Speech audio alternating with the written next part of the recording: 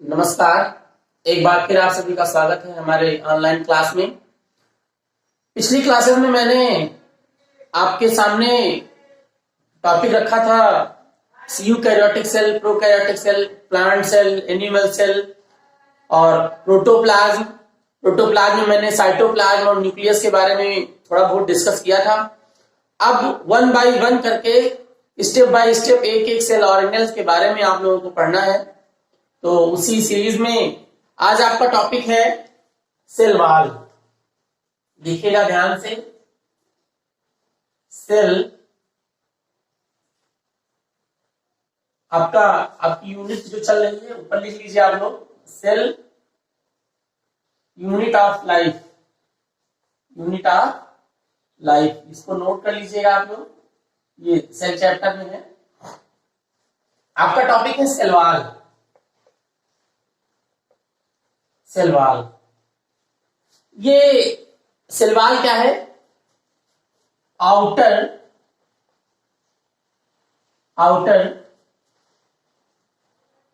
Dead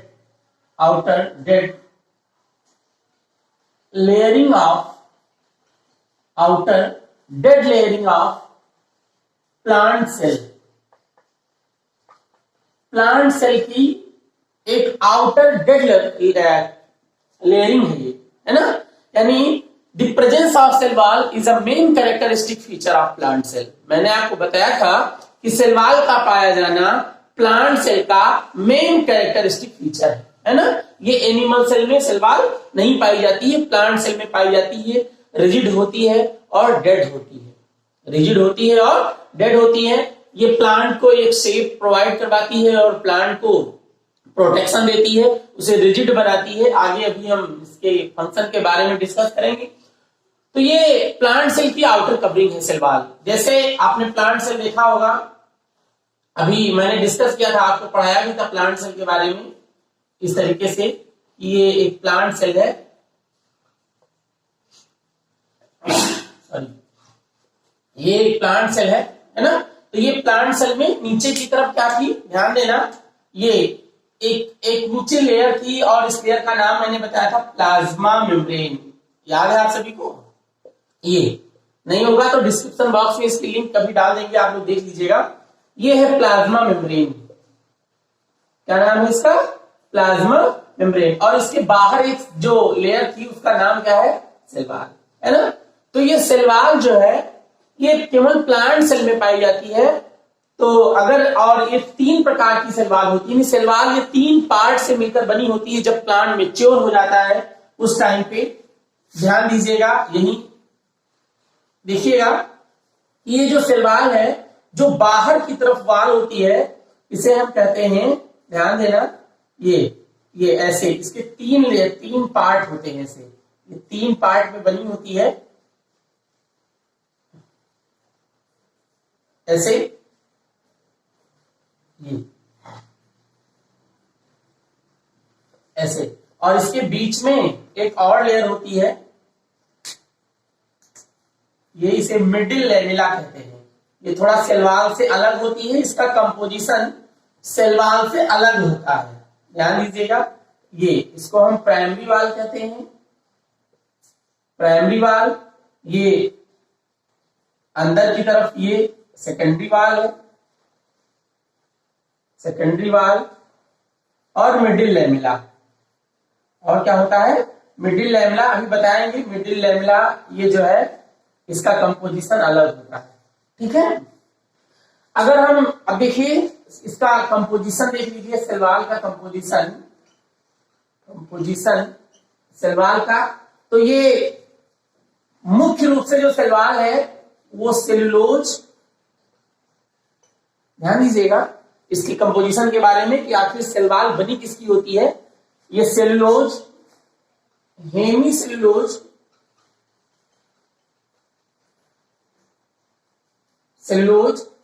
Hemy cellulose और pectin की बनी होती है। मुख्य रूप से सेल वॉल किसकी बनी होती है? सेलुलोज, हेमी सेलुलोज और पेक्टिन की। अब ये सेलुलोज क्या है? सेलुलोज क्या है? Cellulose is a polysaccharide. क्या है ये? पॉलीसेकेराइड है, सबसे ज्यादा मात्रा में पाया जाने वाला पॉलीसेकेराइड है सेलुलोज। सेलुलोज क्या है? पॉलीसेकेराइड है। ध्यान दीजिएगा इसको आप लोग, ठीक है। सेलुलोज क्या है? एक पॉलीसेकेराइड है। और पेक्टिन क्या है? कैल्शियम पेक्टेट, ठीक है। कैल्शियम पेक्टेट कैल्शियम से मिलकर बनी होती है, कैल्शियम पेक्टेट से बनी होती है और इसी की मिडिल लेवला बनती है, तो ये पेक्टिन। तो मुख्य रूप से सेलुलोज किसकी बनी होती है? सेलुलोज, हेमी सेलुलोज और पेक्टिन की। सेलुलोज क्या है? पॉलीसेकेराइड है। और देख लीजिए आप लोग नेक्स्ट, एक जो बैक्टीरिया है इसकी सेलवाल थोड़ा अलग है। बैक्टीरिया की सेलवाल क्या होती है? अलग होती है। तो बैक्टीरियल सेलवाल ये भी थोड़ा देख लीजिए, कभी कभी कॉम्पिटिटिव एग्जाम में पूछा जाता है बैक्टीरियल सेलवाल। तो ये जो बैक्टीरियल सेलवाल है ये बनी होती है पेप्टिडोग्लाइकान्स की। बैक्टीरिया के स्ट्रक्चर को पढ़ाया था, उसमें बताया था पेप्टिडोग्लाइकन्स इसकी बनी होती है, पेप्टिडोग्लाइकन्स की, ठीक। तो ये सेलवाल है।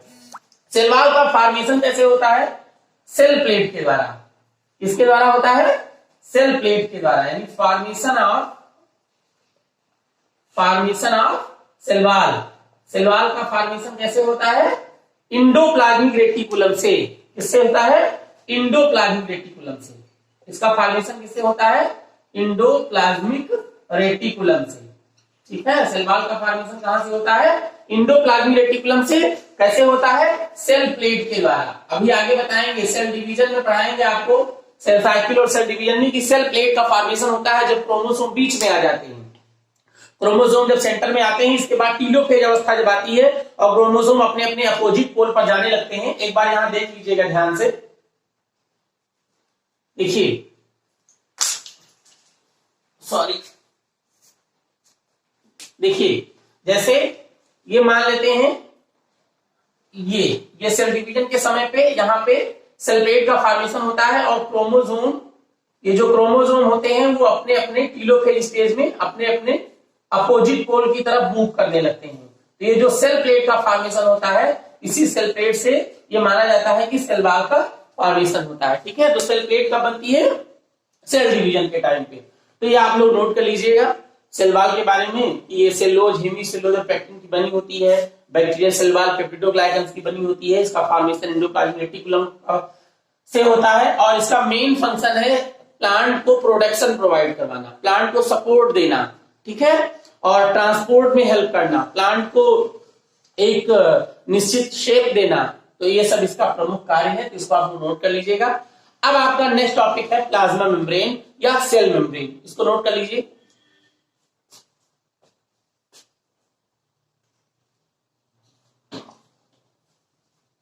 नेक्स्ट आपका है सेल मेम्ब्रेन या प्लाज्मा मेम्ब्रेन। देखिए इसके बहुत सारे नाम से इसको हम जानते हैं, कई नाम है इनके, तो उस पर भी थोड़ा सा देख लीजिएगा ताकि आपको कभी कंफ्यूजन ना हो। इसको हम सेल मेम्ब्रेन कहते हैं, सेल मेम्ब्रेन, प्लाज्मा मेम्ब्रेन, ध्यान दीजिएगा, एक मिनट, सेल मेम्ब्रेन बहुत इंटरेस्टिंग टॉपिक है ये। Cell membrane, plasma membrane, plasmalemma, plasmalemma और सेल, इसे आउटर कवरिंग ऑफ सेल कहते हैं, आउटर कवरिंग ऑफ सेल। अब आप थोड़ा सा कंफ्यूज होंगे सेल वॉल को लेकर के कि सेल वॉल को आउटर कवरिंग ऑफ सेल नहीं कहा जाता है। उसे आउटर कवरिंग ऑफ सेल क्यों नहीं कहते? क्योंकि सेल वॉल केवल प्लांट सेल में पाई जाती है और plasma membrane, cell membrane plant cell में भी और एनिमल सेल में, सभी सेल में प्लाज्मा मेम्ब्रेन पाई जाती है, इसलिए इसे क्या कहते हैं? Outer covering of cell. और इसे एक नाम से जानते हैं बायोलॉजिकल मेम्ब्रेन, बायोलॉजिकल मेम्ब्रेन, क्या कहते हैं इसे? Biological membrane. तो सबसे पहले 1855 में, ध्यान दीजिएगा, 1855 में, 1855 में कार्ल नगेली, इनका नाम याद रखिएगा, कार्ल नगेली नाम के साइंटिस्ट ने सबसे पहले इसको डिस्कवर किया था। सबसे पहले प्लाज्मा मेम्ब्रेन को ऑब्जर्व किया था कार्ल नगेली नाम के साइंटिस्ट ने।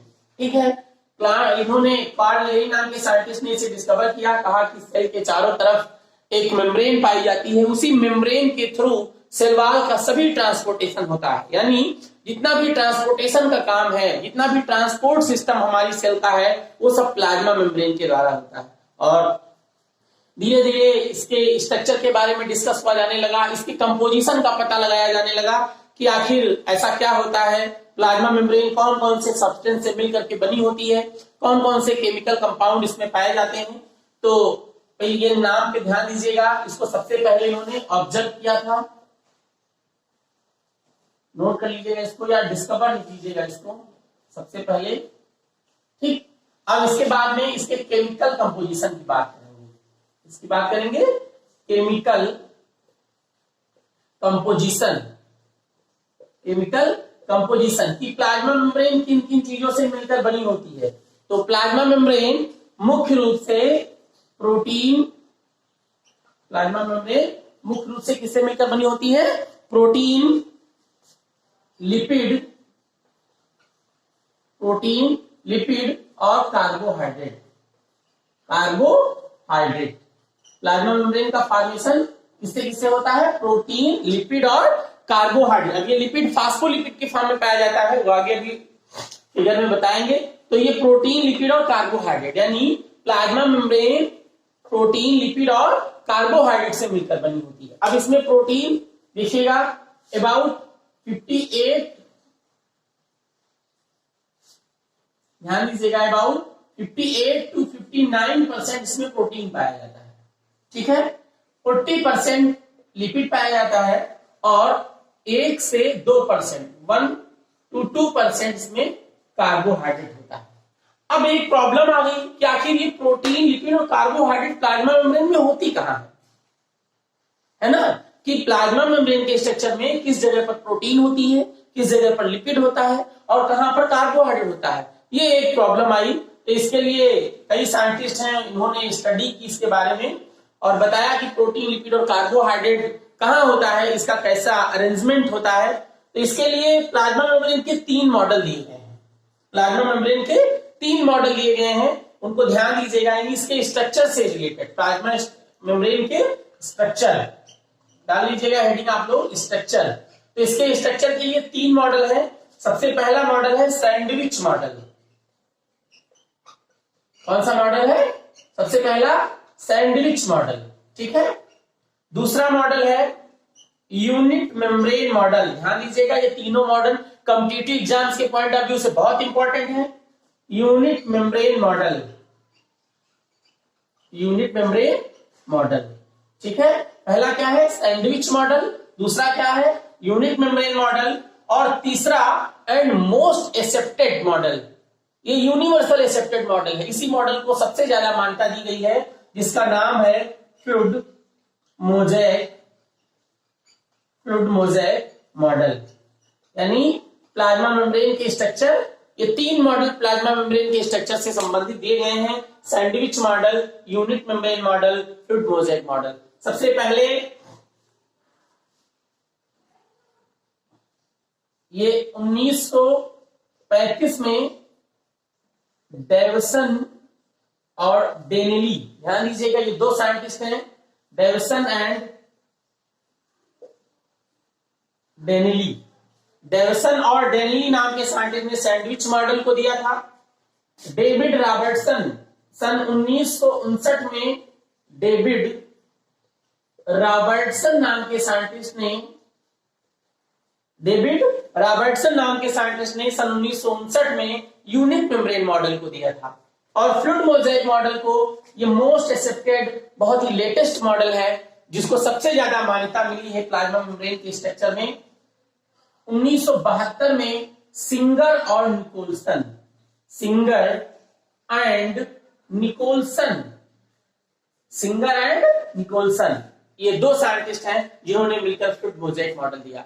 तो हमें अब ये डिस्कस करना है कि सैंडविच मॉडल में क्या कहा गया है। यूनिट मेम्ब्रेन मॉडल क्या कहता है, और जो मोस्ट एक्सेप्टेड मॉडल है फ्लूइड मोज़ेक मॉडल है, ये क्या कहता है। तो सबसे पहले हम स्टार्ट करते हैं सैंडविच मॉडल। देखिएगा, इसे ट्राई लैमिलर मॉडल भी कहते हैं।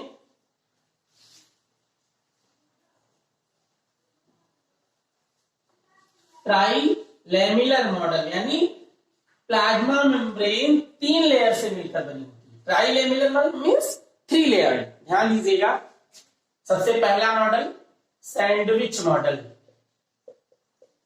सैंडविच मॉडल, सैंडविच मॉडल या इसे क्या कहते हैं, इसका दूसरा नाम क्या है, ट्राई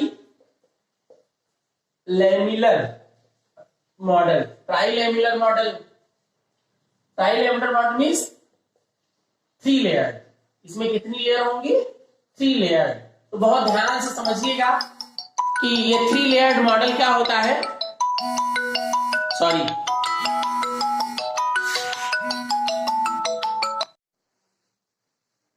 तो ये सैंडविच मॉडल और ट्राई लैमिलर मॉडल 3 लेयर्ड मॉडल है ये। इसमें क्या बताया गया कि ऊपर एक प्रोटीन की लेयर होती है। ध्यान दीजिएगा, प्रोटीन की एक लेयर ऊपर की तरफ होती है,